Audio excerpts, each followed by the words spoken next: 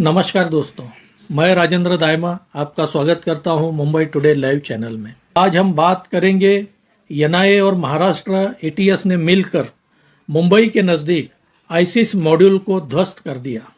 दोस्तों, पहलगाम हमले के बाद देश भर में पाकिस्तानी जासूस और इन्फॉर्मर्स को पकड़े जाने की खबरें आ रही है और अब तक 29 लोगों को गिरफ्तार किया जा चुका है जो पाकिस्तान को भारत की जानकारी देते थे और पाकिस्तान के लिए जासूसी का काम करते थे। इसमें सबसे पहला नाम ज्योति मल्होत्रा का है। इस पर भी मैंने वीडियो बनाया है, वो वीडियो देखने के लिए ऊपर दिए हुए लिंक पर क्लिक कीजिए। मुंबई को लगकर ठाणे जिले से 35 किलोमीटर दूर पड़घा बोलकर गांव है जो कि कोकण में आता है। 2 जून को महाराष्ट्र एटीएस भिवंडी, ठाणे और पड़घा गांव के 15 स्थानों पर छापा मारती है और कुछ लोगों को गिरफ्तार करती है। इस पड़घा गांव को महाराष्ट्र आईसिस का गढ़ कहा जाता था और इसका प्रमुख था शाकिब नाचन। शाकिब नाचन के बारे में हम पूरी जानकारी देंगे, इसलिए यह मेरा वीडियो आखिर तक देखते रहिए और मेरे इस वीडियो को लाइक कीजिए, शेयर कीजिए और सब्सक्राइब कीजिए।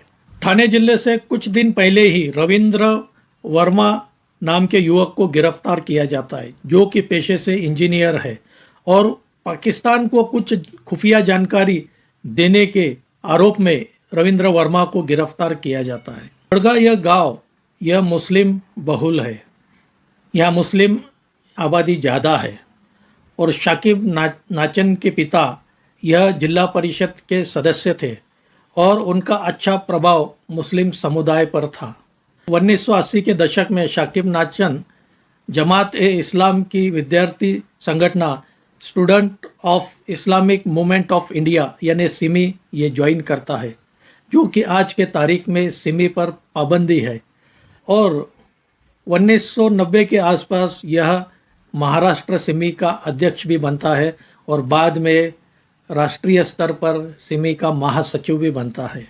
ऐसा कहा जाता है 1985 और 1990 में शाकिब नाचन 2 बार पाकिस्तान जाता है और वहाँ पाकिस्तान में बॉम्ब बनाने का प्रशिक्षण लेता है और भारत में आकर ज़्यादा से ज़्यादा मुस्लिम युवकों को आईसिस के लिए भर्ती करना शाकिब नाचन करता है।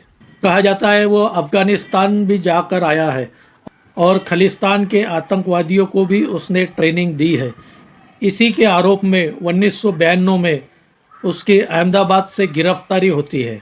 शाकिब नाचन पर टाडा के अंतर्गत केस दायर किया जाता है और उसे आजीवन कारावास की सज़ा सुनाई जाती है, लेकिन बाद में सुप्रीम कोर्ट इस सज़ा को कम कर देता है, इस सज़ा को 10 साल में बदल देता है और 10 साल के बाद 2001 में शाकिब नाचन बाहर आता है। साल 2002 और 2003 में मुंबई में 4 जगह बॉम्ब ब्लास्ट होते हैं और इसमें 15 लोगों की जानें जाती हैं। इस बॉम्ब ब्लास्ट में भी शाकिब नाचन का नाम आता है। उसकी फिर से गिरफ्तारी होती है, उस पर पोटा एक्ट के तहत उस पर केस दायर किया जाता है, उसे फिर 10 साल की सज़ा सुनाई जाती है। 27 मार्च 2003 को महाराष्ट्र पुलिस के 3 बड़े अधिकारी प्रदीप शर्मा, दया नायक, सचिन वाजे यह पड़घा गांव जाते हैं शाकिब नाचन को गिरफ्तार करने के लिए।